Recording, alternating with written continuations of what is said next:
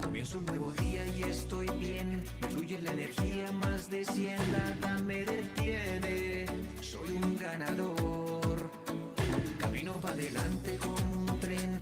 Luces en mi vida no se ven. La vida me ha vuelto loco y soñador.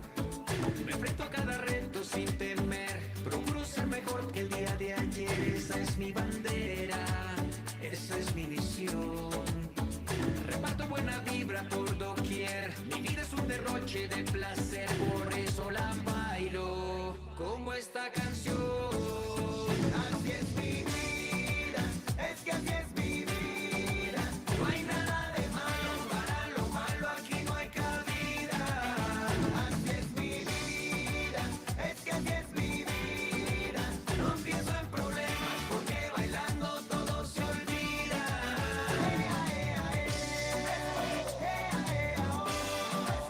Esta fue la vida que a mí me tocó.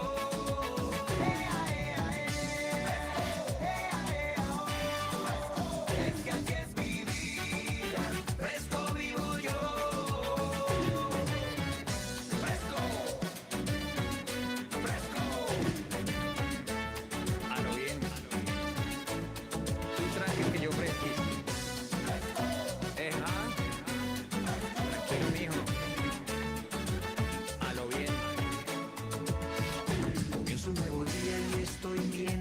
Me fluye la energía, más de 100, nada me detiene. Soy un ganador. Camino para adelante como un tren. Las luces en mi vida no se ven. La vida me ha vuelto loco y soñador. Me enfrento a cada reto sin temer. Procuro ser mejor que el día de ayer. Esa es mi bandera, esa es mi misión. Reparto buena vibra por doquier. Mi vida es un derroche de placer. Por eso la bailo como esta canción. Así es mi vida, es que así es mi vida. No hay nada de malo, para lo malo aquí no hay cabida. Así es mi vida, es que así es mi vida. No pienso en problemas porque bailando todo se olvida.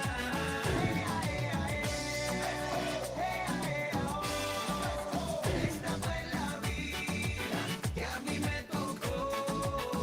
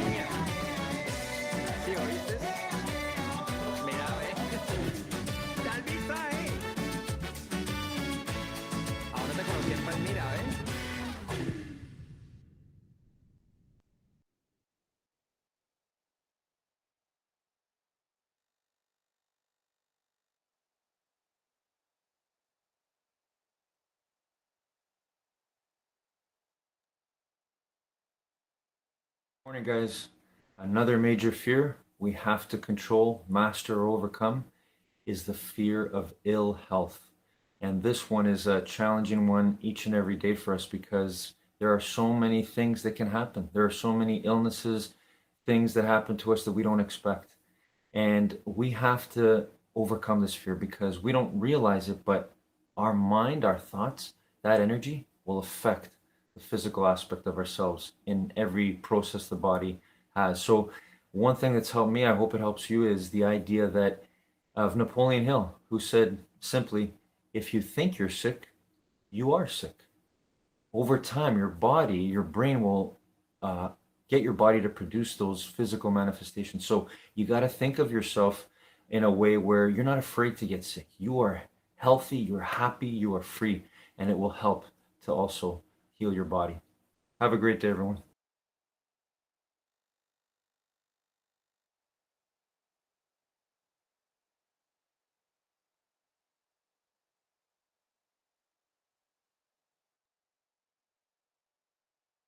Rise and shine, it's espresso time. And in honor of the recent one-on-one interview I did with the legend Tom Bilyeu, enjoy one of these episodes on him from our vault. All right, there are very concrete habits that you can use, that I have used. Once you get your mind in the right place, once you believe that it can happen, this is what I did. I worked out. Why? Because it helped me gain control of my mind. One, it was micro credibility with myself every day. I said I was going to do something, I did it. Two, when you're suffering and you're willing to fight through it, you tell yourself a story that you're willing to pay the price to become what you want to become. And also, and this may be the most important reason each and every one of you should start working out, and it has nothing to do with living longer, because we could get hit by a meteorite, who knows? So I'm not even worried about that, but I am worried about this. When you watch your body transform, you get the loudest signal from your subconscious that you can change, that you can change anything you want, that you can change your bicep, your tricep, your quad, whatever it is that you want. Something that you literally could not do the day before, you can do today. And your mind sees that that's true. Your mind sees that something you couldn't pick up yesterday, you can pick up today. And it begins to ask itself, well, if that's possible, then what else is possible? Now, for me, finding my center was also a very important thing. So I work out first. The next thing I do without fail is meditate. I do a just breathe meditation where I'm simply trying to calm my mind. Then I do what I call thinkitating. During meditating, I get into an alpha wave state brain pattern, which enhances creativity and unique connections. I'm not worried about whether I'll ever think a unique thought. I am simply interested in the unique connections that I will make that no one else before me or after me will ever make, because their circumstances are different than mine. And that, to me, is what makes each of us a beautiful snowflake, is we're all going to make connections that other people might not make. And so during thinkitating, I take advantage of a problem I'm trying to solve. I smash it together with my alpha wave state, and I see what comes out of it. I read obsessively, because I believe in one simple math equation: ideas in equal ideas out. And then I keep a list of the most important things I'm trying to accomplish. If you're trying to become something, you need to know what that something is. You are what you consistently do. The difference between where you are right now and where you want to be is what are you consistently doing every single day. Your habits will determine your ultimate success. One of the reasons why I've had so much success on YouTube is because I just keep making videos. It's a habit. It's burned into my calendar. Every week I am making videos. I film. I'm here making this content for you guys now. I'm making more videos, more videos, more videos, more videos. It's consistently been a part of my routine for over a decade. If you do something every single week or more frequent for a decade, you're going to get some serious results. You'd have to be just absolutely terrible to not get any results if you are doing something every single week or more frequently for a decade. Most people don't want to put in the work, and I get it. And that can be frustrating. It can be slow. We want the instant results. And it's hard to shift the identity, your identity at the beginning, because your habits of not doing something or your current habits that you are doing are stronger than the new habit that you're trying to build. So for me, not to make a video would be so foreign, so weird. I've made videos through all sorts of crisis and tragedies and injuries. The only time when I didn't make videos was when my dog died. When my family dog died, it was on video day, and I just couldn't bring myself to making the videos. So it was the only week where I like zero, I can't do it. We have to do something else. But I've made videos through vacations. I've made videos through breaking my neck. I've made videos through everything, every tragedy that's happened, every negative, every stress, every frustration. I've found a way to make videos. It's so a part of me now, not because I'm superhuman or extra special, just because I put the repetition in. Now, a new habit that I'm trying to build is swimming. The pool just opened back up in my place, and I've gone swimming every day for the past 2 weeks, week and a half. I've been going swimming, and it's so fun. It's so freeing. I go for my swim. I could only do 20 lengths of the pool. Now I'm up to 40, and I'm getting better at it. And I just feel so good. You swim, you have a shower, and then like, oh, my body feels amazing right now. But it's still a new habit, right? I'm still trying to develop it. If I were to go and fly to a speaking gig and then come back, I would have to force myself to get back into, swimming. That's what I'm supposed to do in the morning. I got to go swimming. Right. I'd have to set up reminders. I have to put it in my calendar. But making videos is so ingrained because it's lasted so long as I've done it. It feels super weird. If I left YouTube or sold my channel or whatever, like, oh, what do I do now? I don't even know what to do anymore because making videos has become part of my identity. So let's say you have to read an incredibly long email from your boss that you have to finish before the big... You too can change your identity. You too can start to develop the habits that will help take you to accomplishing your goals. I want to give 3 quick tips that I think will help you. Step number 1 is to get really clear on what the habit is that you want to develop. Don't pick 20 different habits that you would want to do all at once. This is where we struggle because we take on way too much. Like, okay, that's it. I'm done.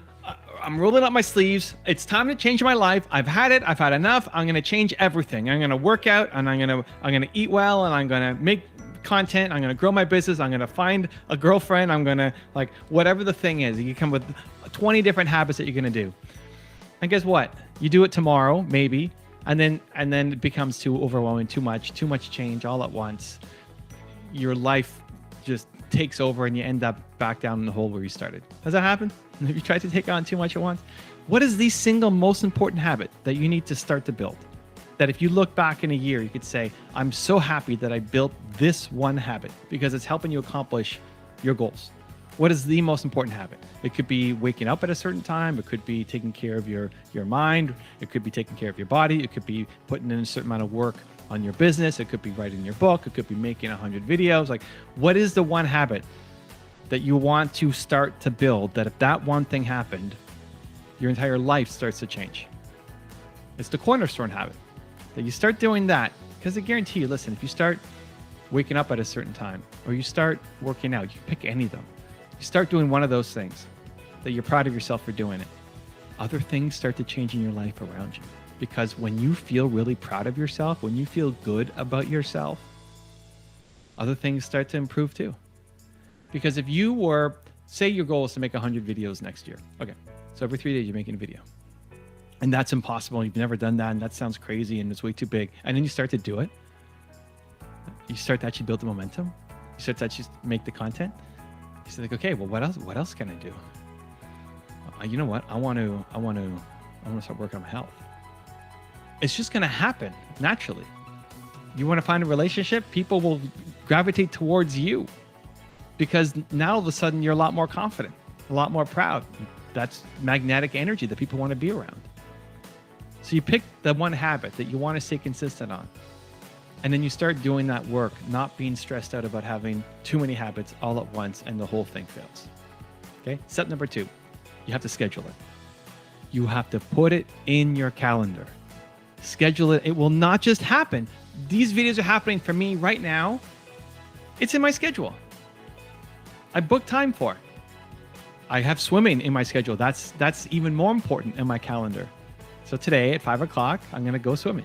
It's in my calendar. I booked it because otherwise other stuff could come in. Maybe I get on a roll on making videos, or maybe somebody messages me and I have to deal with it. Something else will always come up. Something else will always come up, right? Stuff always comes up. And we let that be an excuse for you not to take action. You block it off, you put it in your calendar, show yourself when, right? Which day of the week are you actually going to be doing this thing? Or which time of day are you actually going to be doing this thing? And start to teach yourself that this gets done.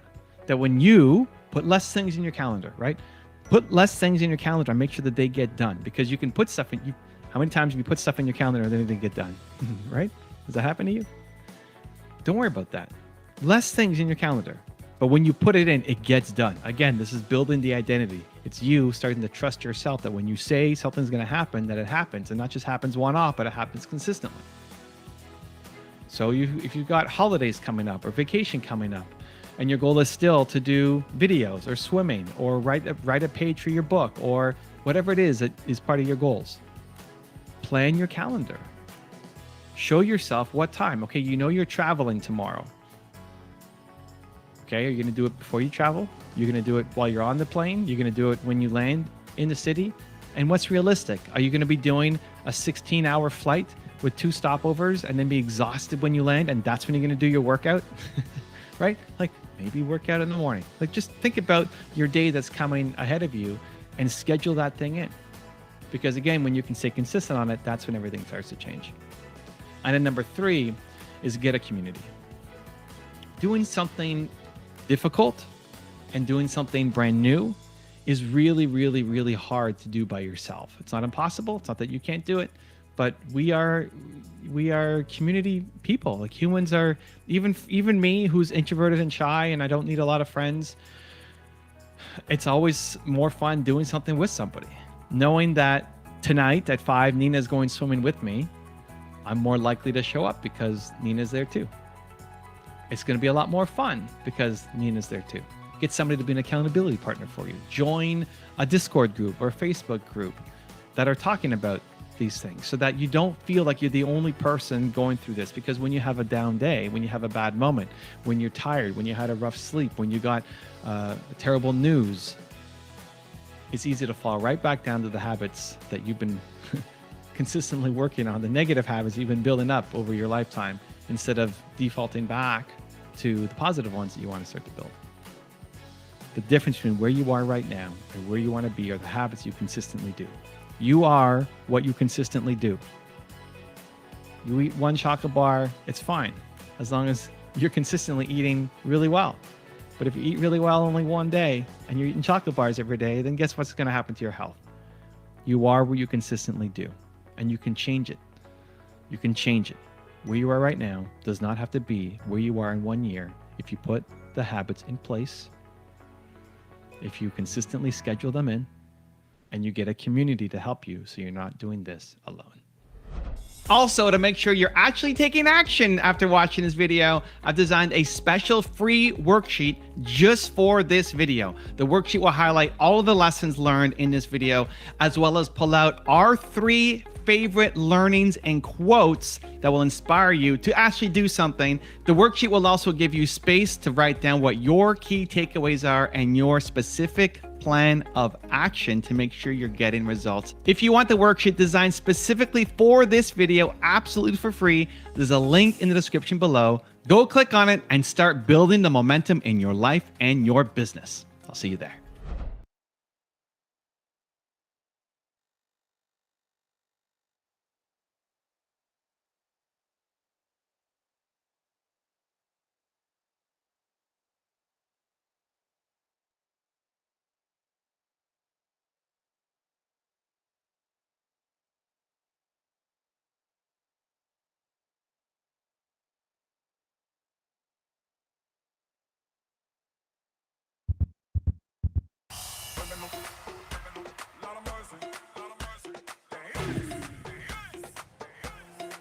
Ya yo sé que es el flow con el dúo dembow combinado con el bajo, eso te mueve a ti. Cuando te empieza a quebrar, por ese piso a temblar, tú lo sabes muy bien, eso te mueve a ti. Como lo sabes, así nadie te gana a ti. Cuando te empiezas a mover, nadie te para a ti. Todas las chicas quisieran bailar así. Cuando suena el dembow, tú mandas por aquí. Si lo bailas, dígalo por ti. Si te sacan a bailar, tú le dices sí. Sobre mueve, amén. Tú de la cabeza a los pies, tú eres feliz. Si bailan así con el mismo sentir, con tanta candela, no puedes subir. La noche está joven, no puedo dormir porque lo hacemos así.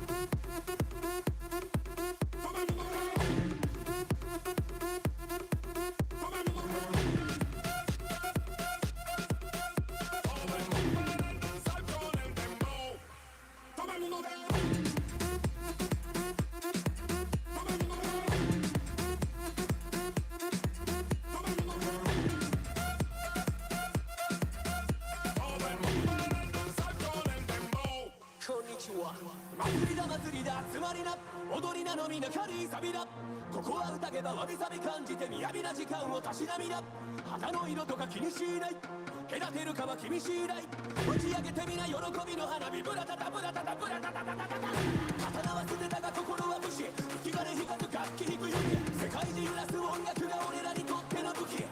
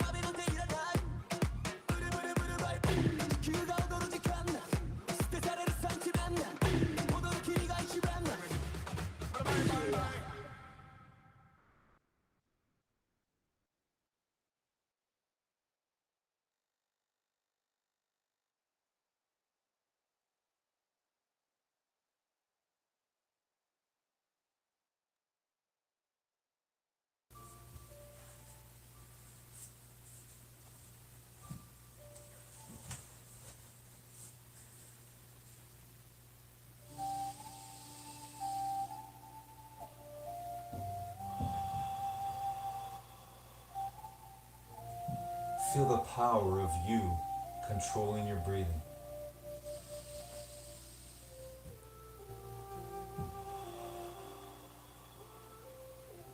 In through your nose and out through your mouth. You've got your legs crossed, your back straight, your eyes closed. You remember the truth. You know the truth. That you were born to win, to take control of your life the way you take control of your breathing.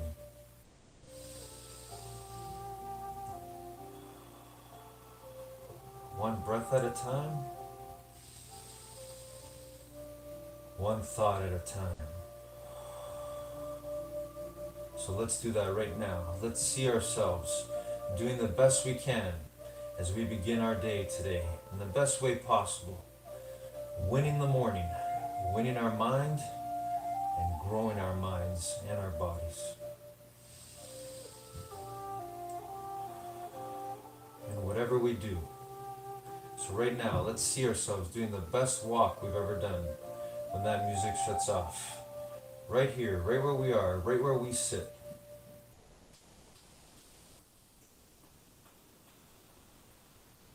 Because we know the truth.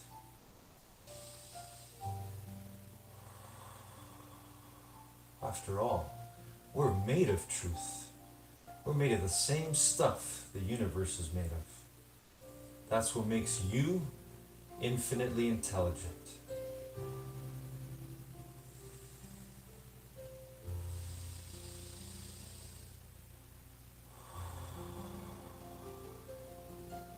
See yourself right now doing the best walk you've ever done when that music shuts off.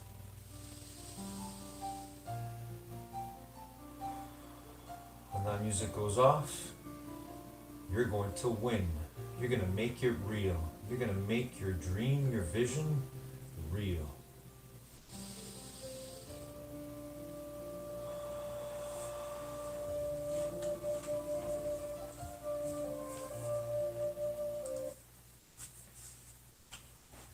Good morning, determination. So good to be here together again today.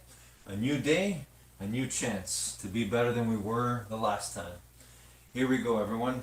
When I say go, we're going to start jogging. So right now, as you're doing your best walk, whether it's side to side or whether you're simply walking on the spot, I want you to see yourself doing your best jog on the spot when I say go. I miss you so much, Beverly Glen. I miss you so much, determination. But we get to unite right now with this energy. We get to remember. We get to be our true great self. To grow our minds and to grow our bodies, wherever we are, whatever we're doing. And the way we do this is the way we'll do everything. So here we go. Okay, go.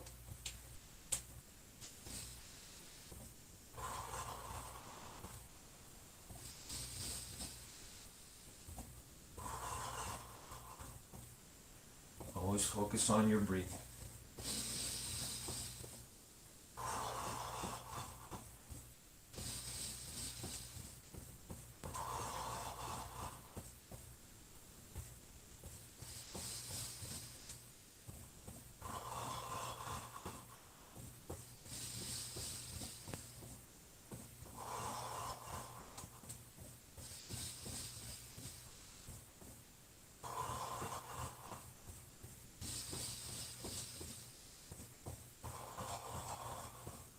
Keep going a little bit more.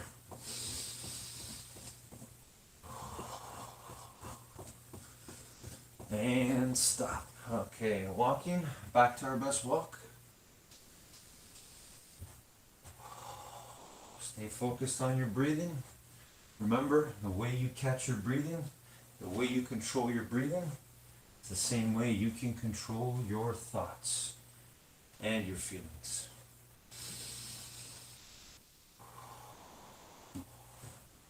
Alright, let's start with some shoulder rolls forward. Let's do 10 forward.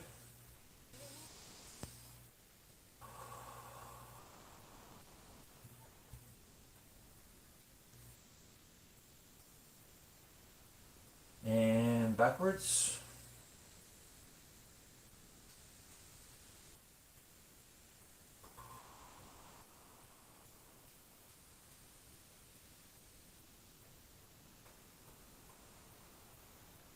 Okay, let's do some arm circles forward.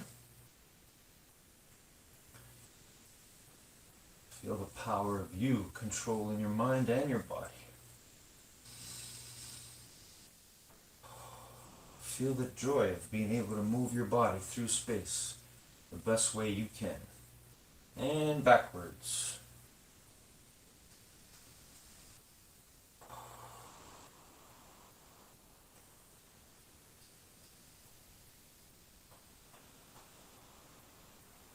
Okay, hands on your hips, bend your knees, and side stretch.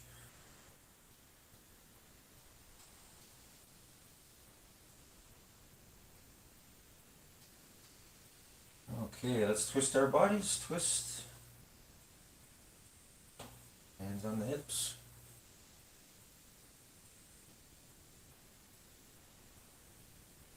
All right, and let's do 5 push-ups, everyone. 5 push-ups.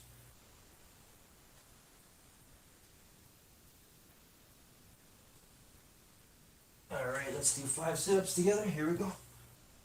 The best you can.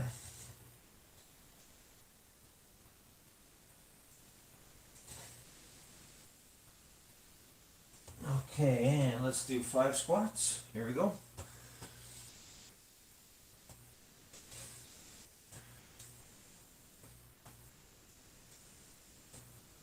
All right, and let's do lunges. 3 on each side, arms up. Alternating legs.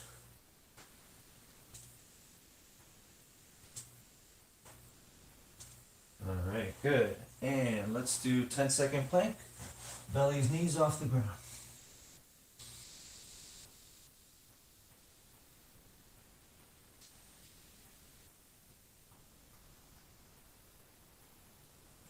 And stand up again, everyone. And let's reach for the ceiling on our toes. Hold it there for 10.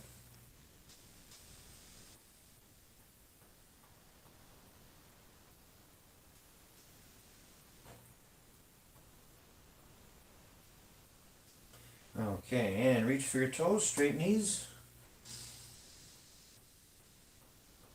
Remember to focus and control that breathing. Just reach. It's okay if you don't touch your toes. Reaching is what matters. All right, and stand up. And let's balance. Grab one leg.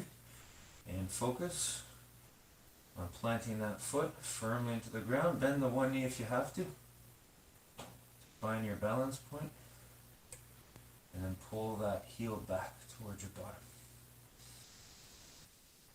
Excellent. All right, and switch. The other one.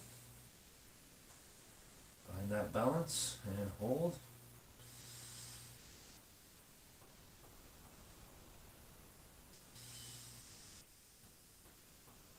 All right, good. Okay, and now let's hug the one knee. Here we go. Bring that knee up. And again, find that balance. And hold it there. 10 seconds.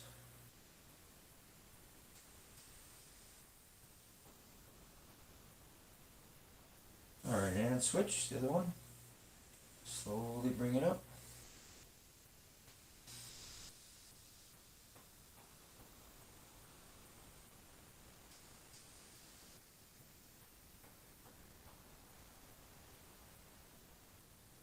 All right, good job. Excellent. Okay, and let's sit down.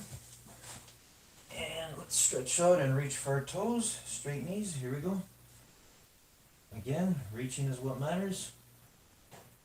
It's okay if you don't touch your toes. Just give your best. Feel the joy. Feel the process of you working to become better at every movement you make. Every stretch you do. Okay, here we go. Let's do V-shape now with the legs. So V-shape, and reach for the floor as far away from your body as you can.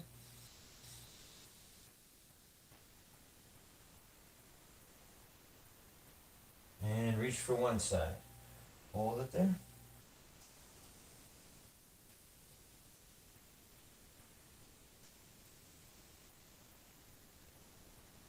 And switch to the other side.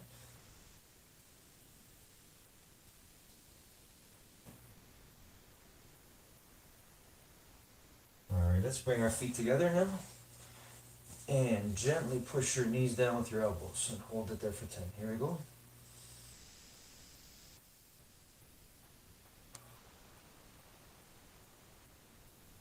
Again, feel that power of you in the now, in the moment. Winning. W-I-N, I've heard before, stands for what's important now. What's important now is doing our best in whatever we do.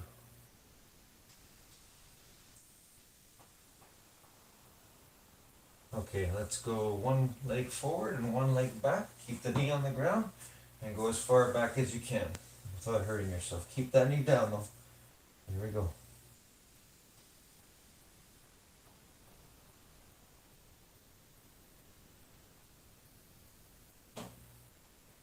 And switch, the other one now. Again, keep that knee down. Go as far back as you can.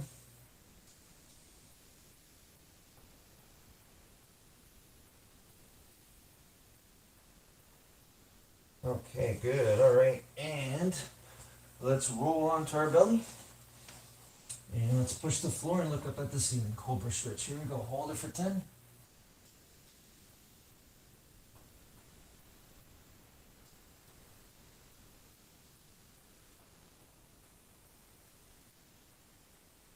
All right, excellent. Okay, legs crossed again.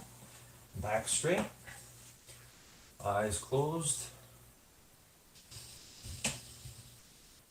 Breathe in through your nose and out through your mouth.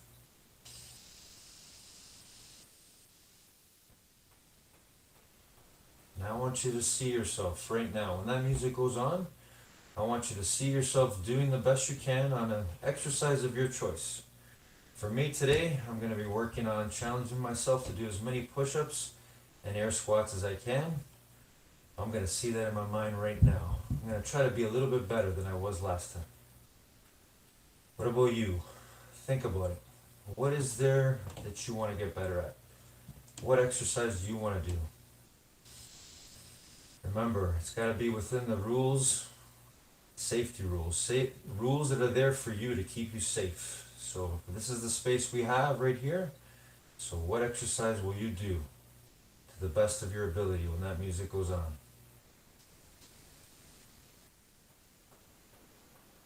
I want you to see that clearly in your mind right now. You might want to do jumping jacks. You might want to do burpees. You might want to simply dance, move your body to the music. If you want to play your own music, you can do that as well. I've got my music here. You feel free to enjoy that.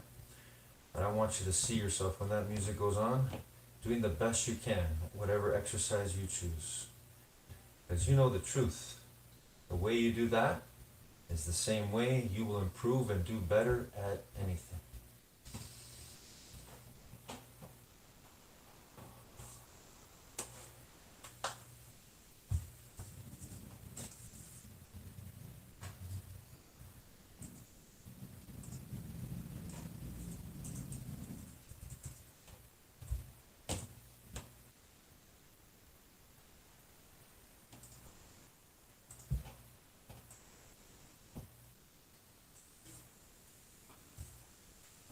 All right, determination, let's go.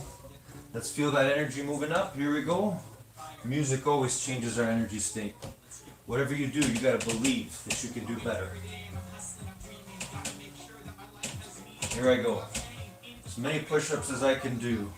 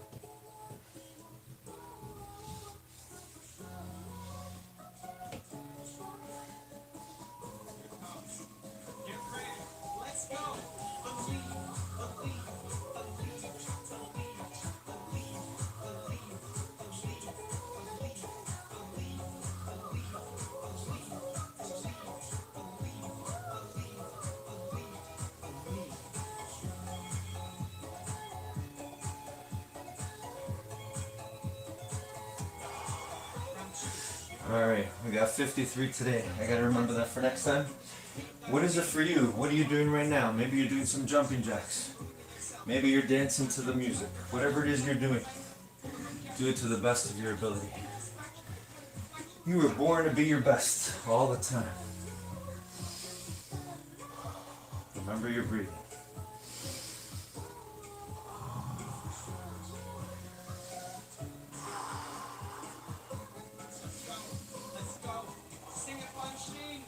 Always believe that you can be better than you were the last time.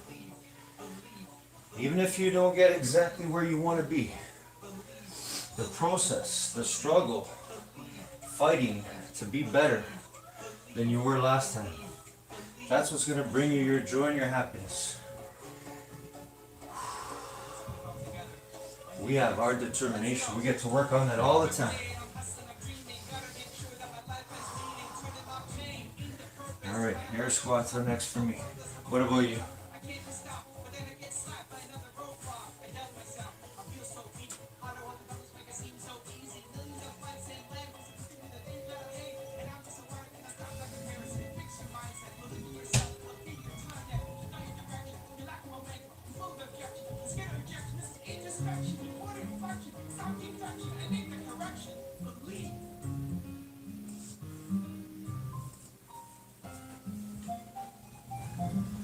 All right, air squats. Let's see how many I can do here before I get tired.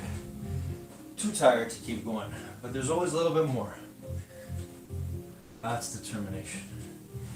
All right, here we go. You can feel free to do the same thing, or again, do your own thing. You got your own dance, your music, whatever you want to do. Whatever you do it to the best of your ability. Here we go.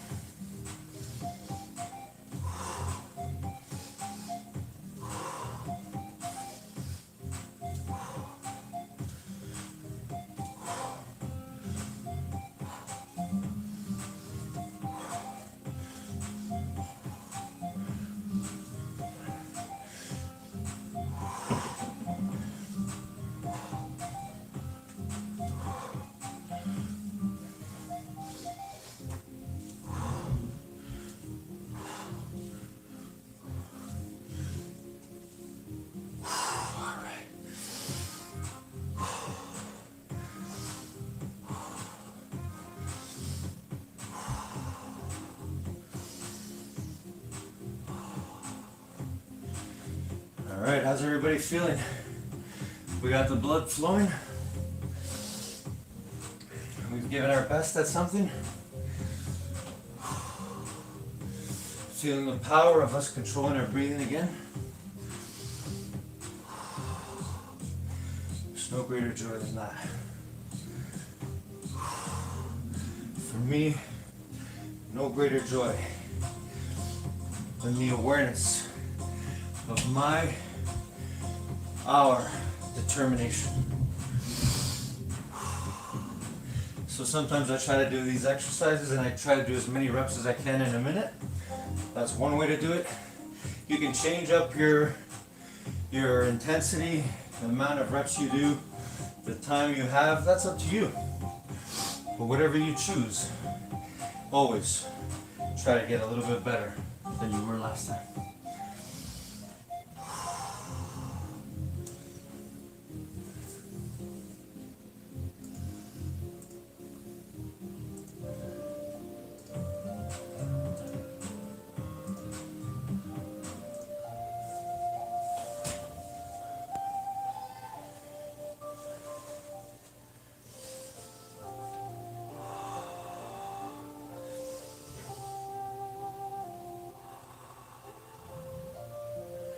And once again, legs crossed, back straight, eyes closed, focused on our breathing, back to our breathing.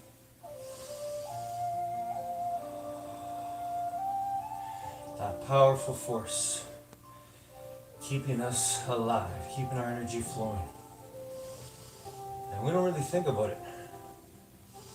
We never really attempt to control our breathing, most of us anyway.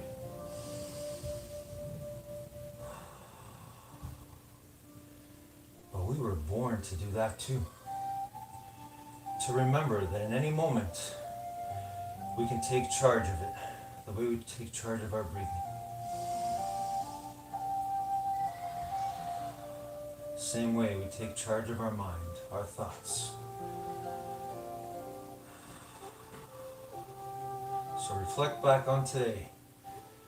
How did you do? Are you satisfied with your work ethic? Are you satisfied with your determination? Did you use it in its fullness, its beauty?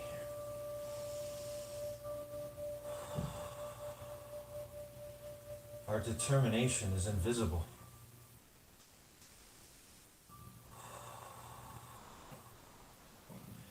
We cannot put our finger on it. We cannot see it, but it is there.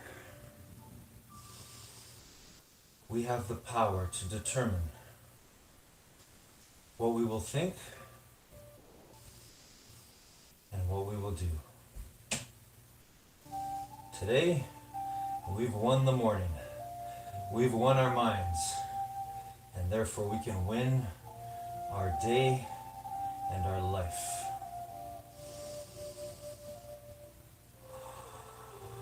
One breath at a time, one thought at a time.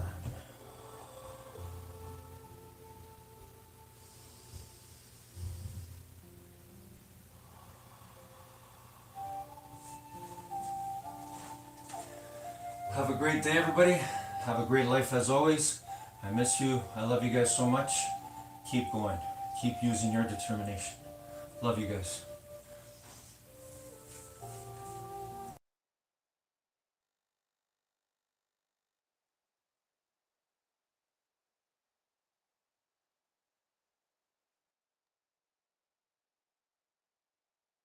Guys, I want to share with you Oprah Winfrey's 7th rule for success, and that is we're all seeking the same thing. And this is one that we forget when we're caught up in our own lives and we're trying to get what it is we're looking for. We have to remember and step back and say to ourselves, we're all seeking the same thing. We all want to be the highest and truest expression of our human nature. And we're trying to figure this thing out. We're trying to figure out how to do it. It's very difficult. But what's helped Oprah Winfrey and many greats out there is that they stay focused on the fact that we're all the same. And that's why they've been so successful, because whatever it is she's sharing, what's worked for her, it's common to everyone. For myself, I am so passionate about helping people understand, and myself, the power of our minds, because that's the one thing that brings us all together. It's the one common denominator. So we all share that. Have a great day, everybody.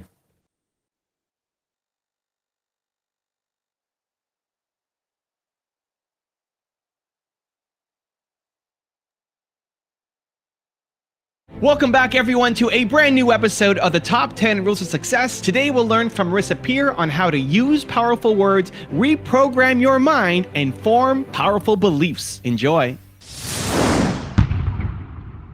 And like all computers, the thing with your brain is it's always switched on and it records everything. The way you feel about everything is down to two things: the pictures you make in your head and the words you say to yourself. So if you watch people on a roller coaster, are they screaming because they're happy or terrified? Who knows? The mind doesn't even know, actually. But if you say, I'm excited and this is thrilling, or I'm terrified and I hate it, you actually will get the same response. You can even just change the words and not the pictures, because the words create the picture. So imagine you had to go on stage or go for an audition or go for an assessment with your boss. You go, oh my God, I'm so scared and it's going to be terrible. I know I'm going to break out in a sweat. And I know when he asks me a question, I'm going to open my mouth and go, oh. Mm-hmm. But you can go, I'm excited. This is my opportunity to show him who I am and what I can do for this company. I've got 20 minutes on my own with the boss to present him some ideas I have. I'm excited. Your mind doesn't question that. So you can be excited or nervous. You can be terrified or ecstatic. They kind of feel the same. Rule number 2, take time to recharge. Why do we get addicted to the workaholic culture, to being busy? People are so busy being busy because it makes them feel validated. It makes them think, I've got so much to do. I've got so much on. I'm so busy. I must be enough. Here's the truth. You are already enough. So I see in our culture people working all the time, taking work home. We now have phones and laptops. We work in a restaurant. On the commute, we're sending emails, answering emails. We've got caught up in a big lie. If I'm busy, I'm important. If I'm busy, I'm valid. If I'm always doing something and working, being busy, I feel I must matter. I must be significant. I must be enough. But actually, that's not true. When you're working all the time, your mind gets overheated. It's rather like your computer or your phone. You use your phone, runs out of power, and you recharge it. If you keep taking it back every minute, it never gets to recharge. And you are rather like a computer or a phone. You need to recharge by doing nothing at all. Switch on and work for 8 hours with lots of breaks, and then switch off, do nothing. You see, you're called a human being, not a human doing. And if you're a human being, it means you can be, not do. And this belief that when you're busy, you'll achieve more is untrue. All schools know that you teach for maybe an hour and then have recess or a break. People work better when they stop. You know, many years ago, I had an idea for a book, and I took the idea to a publisher, and they went, hey, we love this book, but we want more. Can you do another 8 chapters? I'm like, I don't know, but I've got a great belief, say yes to everything. I said, yes, of course. Of course I can do those 8 chapters. And I really had no idea, because I'd written the book, I'd given it all I had, didn't think there was anything left. And I could have gone home and thought, right, got to sit at my desk and find the chapters. But I knew that in not working, it would come to me. I was driving along one day, and all of a sudden, 2 chapters filled my head. I stopped the car, pulled out a checkbook, wrote it all down, carried on driving. As I wrote out those 2 chapters, 3 more came, and 2 more came. In being not busy, driving, chilling, relaxing, listening to it, my mind came up with the answers. And geniuses do not work. A genius will often lie under a tree in nature and go, that's when I get my best ideas. Einstein used to sit in a chair with a huge ball bearing, like a shot put in his hand, and the chair would rock, and he'd go to sleep, and he would drop it, and it would wake him up, and he'd wake up full of ideas, full of inventions. And you can do that too. Please don't believe you must be at your desk working so hard, because creative people get their best ideas when they are not working. I worked with a very successful person who worked for television. And she said, you know, my boss keeps saying, you need to be at your desk at 9. You need to be here until 6. I said, tell him the truth. She said, okay. Listen, I'm a creative. My mind comes up with ideas in the shower, when I'm making dinner, when I'm sitting in the garden. If I'm at my desk from 9 to 6, I am less creative than when I'm doing something else. She went, oh, okay. As long as you produce the material I require, I don't really care where you are. So she stopped having to believe I've got to be on. I've got to be seen to be at work, busy, busy, busy. I've got to multitask, make dinner, shop, create ideas. Stop. Just be, don't do. Your best ideas will come when you're not working.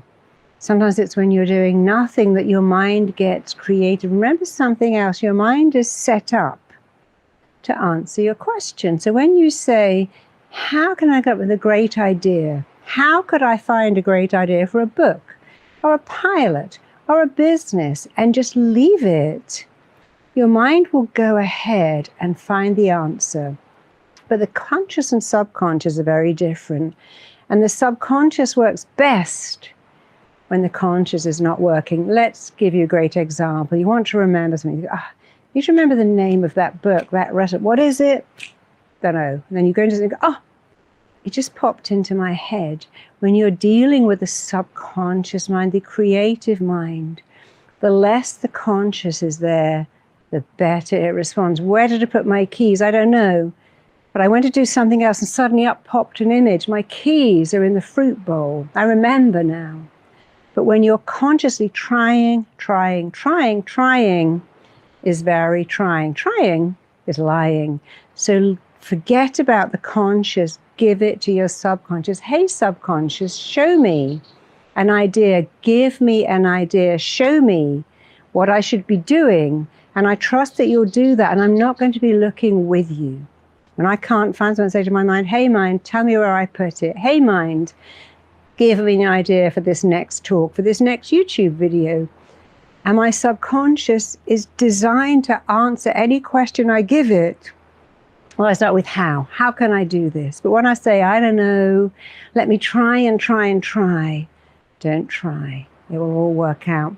Please stop being busy.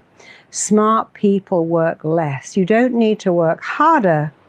You need to work smarter. You can do 3 times as much in less time if you open your mind to your possibilities and stop trying. Don't be busy. You're like a phone. Recharge. Then when you take time off, don't think, I'm just reading a magazine. I should be reading a book. I'm just watching trash. I should watch something educational. No. Take the time to do nothing. I spend a lot of time with tribes, and they spend a lot of time doing nothing because you're recharging like a battery. When you recharge, you work better. You have better ideas. You're more productive when you do less and recharge than when you do more. Take some time out. Think of yourself like a battery. Stop being busy and instead be productive. Work smarter, not harder. Rule number 3, believe you are enough. I have a lot of friends, and I've seen it throughout my life. Sometimes it's like, okay, I leave one bad relationship and I go to the next bad relationship. I had a little theory on this. I want to test it out on you. I think it's a reflection of you. Well, the person that you end up with. There's people are like, okay, I keep finding the same person. I'm like, well, maybe you have to change yourself because you're going to keep attracting the same person. You're completely correct. If you think you're not lovable, your belief is I'm going to get dumped. Well, nobody says I'm not lovable. No, but they feel it. They believe it. Am I okay? Do I look? Are you sure? Mm-hmm. Could you come into my life and make me feel better? And you see these people who don't really believe they're loved, and they say to the other person, please love me. Could you love me? Sometimes they go, sure, yeah. And then they go, I don't want to love you, I'm bored now. Or they might go, no, not at all. So if you give someone the permission to make you feel good, they can make you feel bad. Of course, somebody can enhance it. So if you feel unlovable, if you feel not enough, the scourge of the modern world, because we're told you're enough if you're tall, if your breasts are up here, if you've got a six-pack, if you wear designer labels, if you've got a nice house, if you've got a nice car, if you haven't got that, you're not enough. So we buy into it And then we try to find someone to make us feel enough, knowing that we're not enough. If you think you're not enough, your belief is, I'm going to get dumped. So if I pick a loser, well, they just dump me early. I don't have to prolong the pain. So imagine I don't think I'm good enough. I've got to find a guy who also thinks I'm not good enough and is also not good enough. And then that's going to end early. But if I found someone amazing and they left me, I go, no, I'm not good enough because that great guy left me. But that idiot, alcoholic, well, he wasn't good enough for anybody anyway. So attracting toxic people is less painful because it's never going to work out. I mean, it's simply, I only like married people. It's like, yeah, because they're not available to you. You have a belief that love isn't available, so you have a wild affair with someone who's married and it all goes wrong because that's what you expected. If you think love isn't available, you're not going to put yourself in front of some amazing quality person who could love you, because if they left you, that would hurt so much more than some loser in a bar who prefers drink to you. Rule number 4, paint a vivid picture. Children can only work in the present tense. They don't understand tomorrow. My little girl said, Mummy, is it tomorrow today? She didn't know what yesterday, today, and tomorrow was. She goes, is it tomorrow now? Is it tonight, today? Because they don't understand. They only understand now. That's why with a baby, when you leave the room, they think you're never coming back. And so children aren't really great at future pacing. Children can only respond to words that make pictures. The more vivid the picture, the more powerful they respond. So don't say you're a good kid. Say you are an amazing kid. What I love about you is you've got a natural gift for science. Or what I love about you is you're so good at cooking. What I love about you is how much you love learning. It doesn't matter if you don't get great grades. You love learning. The more you can make the picture good. See, I have so many kids who are twins ago. I was called twins. Twins, lunch is ready. Twins. Get in the car, and they had no identity. Don't do that. Don't dress your kids the same. Don't say, I love you because you're smart. Because when you label a child, you limit them. Even a good label, I love you because you're beautiful. Kids say, and if I wasn't, you wouldn't. Don't do that. I love you because you're lovable. And when you grow up, people are going to love you. One of my clients said, I can't find love. My dad used to say to me every day, no one's ever going to love you like I do. Well, there's a program. You say to your kids, you're so lovable. You're going to find so many people who love you like I love you. So a child's mind doesn't recognize neutral words. How many people say to a baby, don't touch? And then they touch. Because don't is a new touch. They know what touch is. Don't touch, don't touch. Keep touching it. Stop touching it. They can only hear the words touching it. So you can say that's very fragile and it's very important to Mummy. As I say to my little girl, when you're walking across the house with a drink, don't spill it. Oh, look, you've spilt it now. I knew it.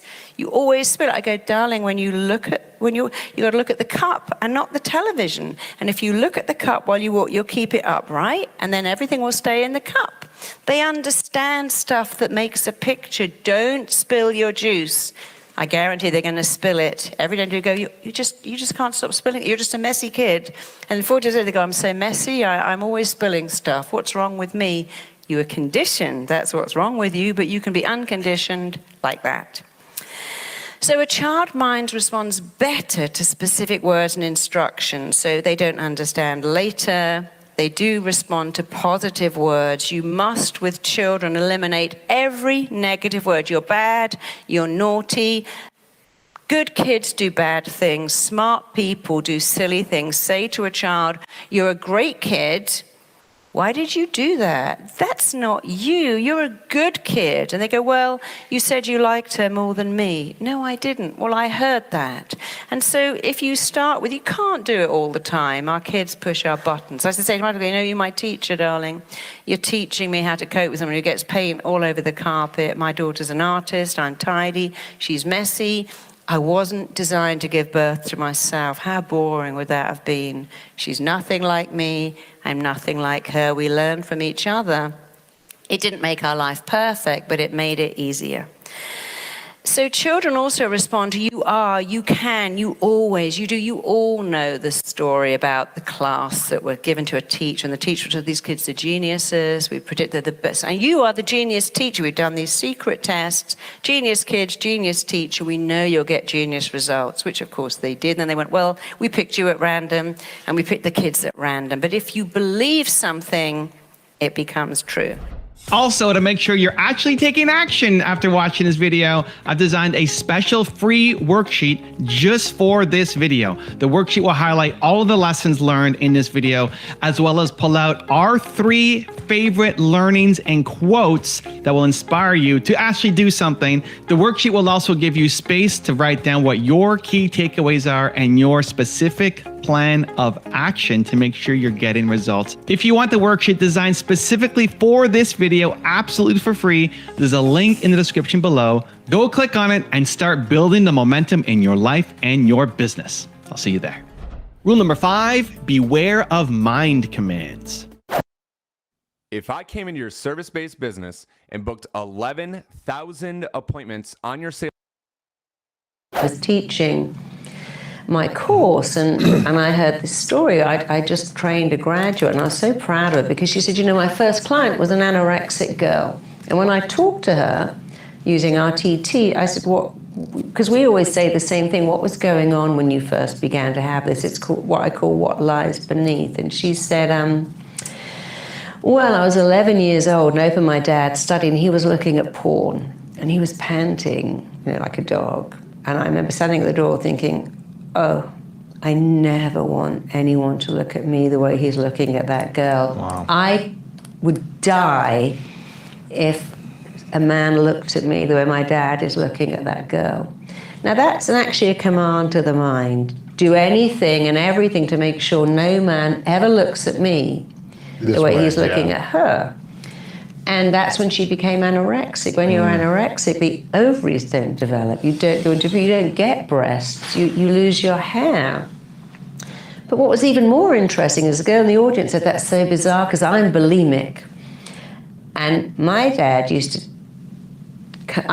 to drop me off when they're divorced, and he'd go, look at your mum, look at her in those tight clothes. Who does she think she is? She just looks like a tramp. He says, and I thought, I never want my husband to ever talk about me like that, and I'm so fat. Oh my God. He would never talk about me like that. So almost the same scenario, the same request to the mind. I couldn't cope if anyone spoke about me like that.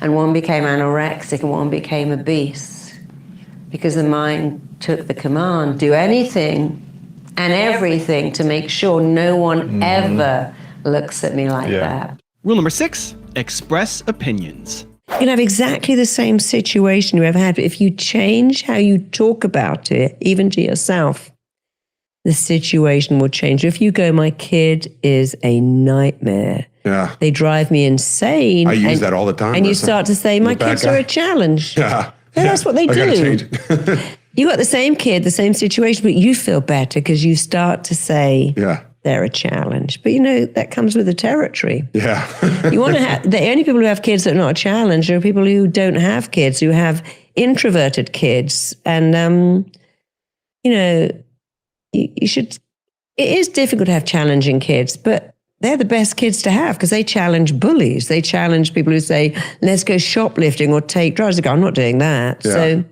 be thankful you got the challenging ones because they can stand up for themselves. If they can stand up to you, they'll stand up to a bully. If you go, don't you dare speak back, and you sit in the corner and be quiet, then don't be surprised when they come home and someone's persuaded them to do things you don't want them to do because you told them not to have an opinion. Rule number 7, use every situation to grow. I've had a couple of clients who went to jail and they reacted into it. One of them was a very rich woman who went to jail for tax evasion.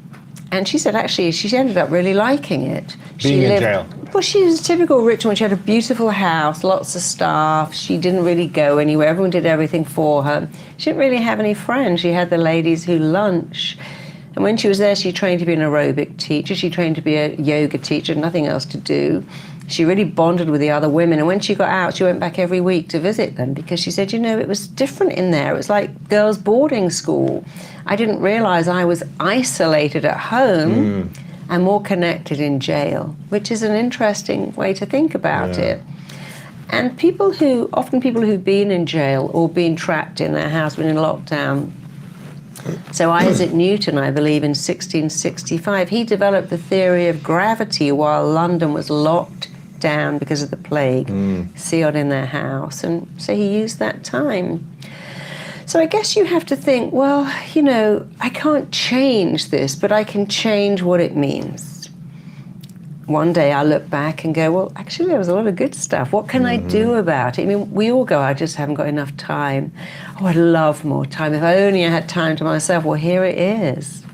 What could you do or learn or achieve? And I'm not saying it's easy because I'm also safe at home and I really miss going out and meeting people, but I'm also doing things I've wanted to do for years that I couldn't do because of time. So silly things like cook with your kids and make that a math lesson. How much does that weigh? How much vitamin C is in the skin of a potato?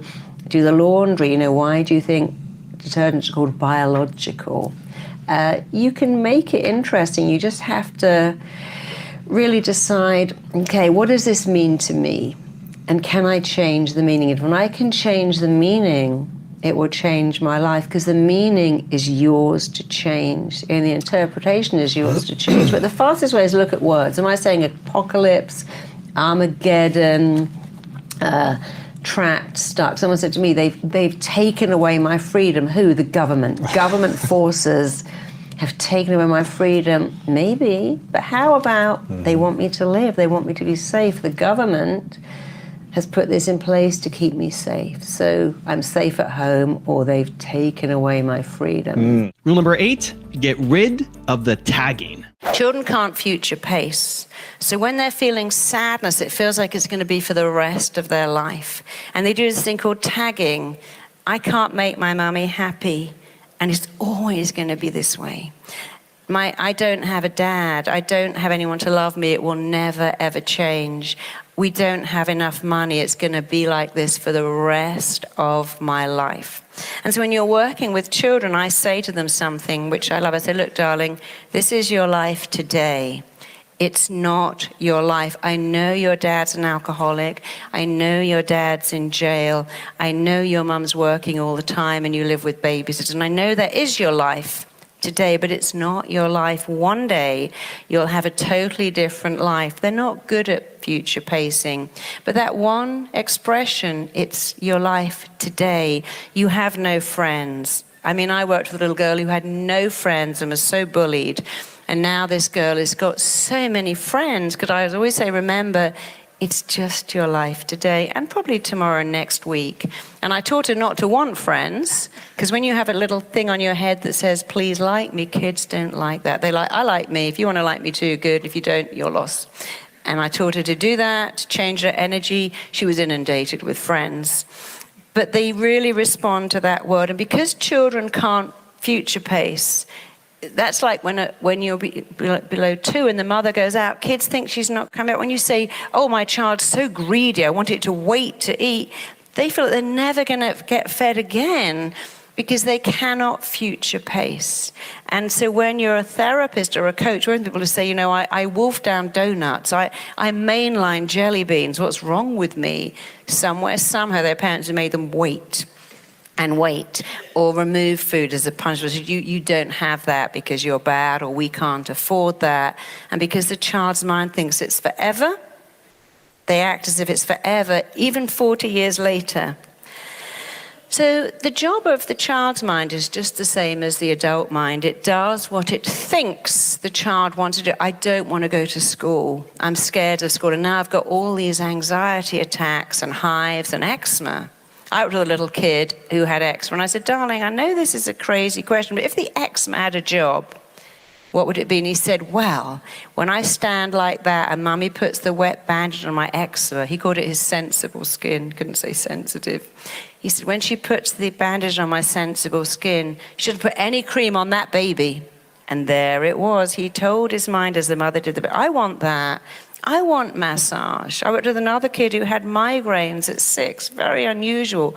As if the migraine was your friend. I know that's crazy, isn't it? But if you wanted to help, you went, well, when I get migraines, Mummy and Daddy stop shouting, they turn off the light, and we sit in the dark until it goes away. So he'd obviously said to his mind, I wish I could stop my parents fighting. And the mind goes, let me come up with a solution. It may be crazy, it may be harmful, but the mind doesn't do, just let me have a solution. It doesn't think, is it good, bad, helpful, unhelpful, beneficial? It's just a solution. So children tag onto these painful issues of painful experiences, and you can change it by getting rid of the tagging. It'll always be this way. It will never change. It'll be like this for the rest of my life. You can help them incredibly. And I'm talking about adults come into my office and go, look, I know I'm a millionaire, but I can't spend money. I'm so worried it's going to run out. Because when they were a kid, they couldn't spend money. They didn't have it. So people hold on to this stuff.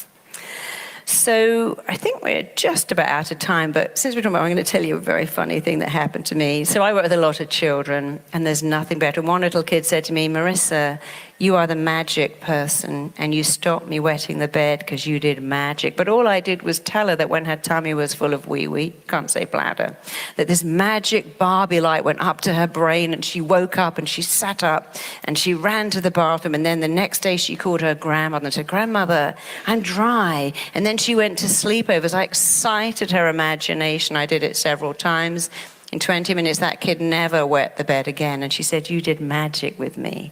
Then I worked with another kid who said, Marissa, you're so cool, you do magic. And then I worked with a big hulking kid, and he went, you're the bollocks. And I thought, isn't that interesting that the words for a man's genitals are a massive compliment for a woman? It's a massive insult. So there's your language patterns. Being the bollocks is a huge compliment. And being the female equivalent is a huge insult. So you have to make of words what you want to make of words. But if you use powerful words, you'll have a powerful life. If you understand the rules of the mind and put them into practice, you will be running the ship. Your mind is like a Ferrari, and you're like a driver trying to run that Ferrari. The subconscious is the Ferrari, the conscious is the driver. I don't even know how to run this, but if you learn, you can handle a Ferrari. Think of your mind like a Ferrari, and think of you like a hugely competent, highly skilled Ferrari driver. Take that Ferrari where you want it to go. Make your life incredible. Rule number 9, make your beliefs amazing. Make your beliefs. And then your beliefs make you. And then you go out into the world and it starts to mirror whatever you believe. So make your beliefs amazing. Make your beliefs good. Like if you believe that dogs bite you, you make that belief and then you act badly around dogs, and then dogs pick up your anxiety and they do bite you because you've made them nervous. If you believe dogs are wonderful and loyal and man, so you go, oh, I love dogs. The dog will love you because our beliefs, our thoughts become feelings, and they resonate out from us and back to us, events that always match up our thoughts and beliefs. And when you know that, all you have to do is change your thoughts and beliefs, make them positive. It's like there's not enough money. There's enough money for everyone. There's more than enough. But your belief that, well, if I have more, you get less, and spiritual shouldn't ask for money, and it's arrogant, and I'm not worth it. If you make that belief, that's your blueprint. Why don't you make a belief that if I have more money, other people get to benefit too? And there's more than enough for everyone, because there really is. Yeah. And rule number 10, the last one before some very special bonus clips, is don't fear rejection. Yeah, I'm gonna call it right now. I think I found the single biggest productivity hack of 2021. It's this Google Chrome extension. The greatest fear in the Western world is the fear of public speaking, but that's not true. The fear of public speaking is the fear of being rejected. You could plan your speech and talk to them and go, oh, I've got it all and I'm doing it. But the minute you step on stage, it's like, oh, actually, no, I'm not doing it at all. Because we have to remember our primitive brain, our ancestral wiring. And it wasn't that long ago that our survival was linked to belonging to a big group. The bigger the group, the safer you were. If you were in the prairie living in a fort, and only 6 people in that fort, you weren't very safe. So we understand at a primitive level that our survival is linked to 2 things. I must find connection and avoid rejection. Well, how do you find connection? You connect by being the same. You're like me, I'm like you. And so we understand that if I connect to you, I'll make it. But if you reject me, I might die. And it wasn't that long ago that we did. People did things like banishing and casting out and marooning people and banishing them outside the village. And so here's the thing, we want to belong. But the way we belong is by being the same. I'm the same as you, you're the same as me. The minute you become different, it becomes harder to connect. So there's something called the tall poppy syndrome, which is like, they have a saying that says the nail that stands out must be hammered down. If you're in the chorus line, don't kick your leg higher than anyone else. If you're in school, don't always put your hand up and get every answer right, because I don't like you. You're not like me and I'm not like you. And so being seen, as wonderful as it is, also risks being rejected. Like imagine if you write a book, they'll go, I hated your book. You're a speaker, they'll go, I hate your speech. So the minute you decide to be seen, there's a slight risk you'll be rejected. I mean, let's imagine you're in a club or a bar and you see a guy that you like or a girl, and you think, oh, I'm going to go up and ask them out. But you think, what if they go, well, I don't want to go out with you. And so now I've been rejected. So we are actually hardwired and super coded to avoid rejection at all costs, because it wasn't that long ago that rejection killed you. How do you get over that? Well, you understand that it doesn't exist anymore. You could live in an apartment on your own with 5 cats and Amazon until you were 106. You could never see a soul and you would actually live. We don't need a tribe anymore to be safe, but inside we feel that we do. So it's our deep innate fear of rejection that makes us think, I don't want to stand out. I don't want to draw attention to myself. I don't want to seem big-headed or arrogant. And so I'll just play small. And the way to get over that is to understand the truth. The only person who can really reject you is you. Your friends could go, hey, I didn't like your speech. You could go, no, I loved it. I really enjoyed it. Your friends could say, there's a great story I really love about this doctor from a Boston hospital who decided to run the marathon to buy a scanner for the hospital. And he ran the marathon and he came somewhere right at the end. And when he went back in, all his friends went, oh, gosh, that was so embarrassing. You came last. He went, last? No, I was first in my category. What category is that? He went, a doctor from this hospital running to get money for a scanner. I was first. And I love that, because if you look at that, what does that say? Everyone rejected him, but he said no. Yeah. In my category. Are you running the marathon? People used to say to me, oh, I love your book. I could write a book. It's like, well, go and write it then. I could do that. People who are good at what they do make it look very, very easy, but that doesn't mean it is. So honestly, the thing that will change your life on a dime is to decide the only person who can reject me is me.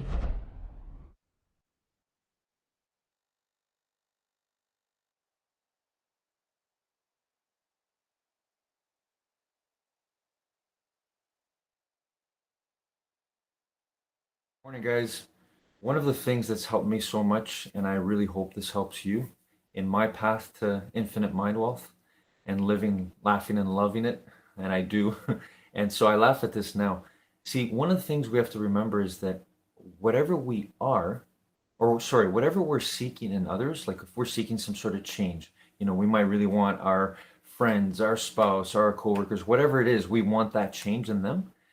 Sometimes we might get frustrated. Sometimes we might have negative thoughts towards them. But we have to realize that that negative thought that we put out towards others is really who we are right now. And I laugh at myself because I make mistakes. I fail at this all the time. But every day I try to control my mind, because that which we are seeking to change in others is really a change we're seeking within ourselves. So it all starts with what we are, and we have to work on ourselves every day. So whatever you are is what you will share with everyone else. Have a great day, everyone.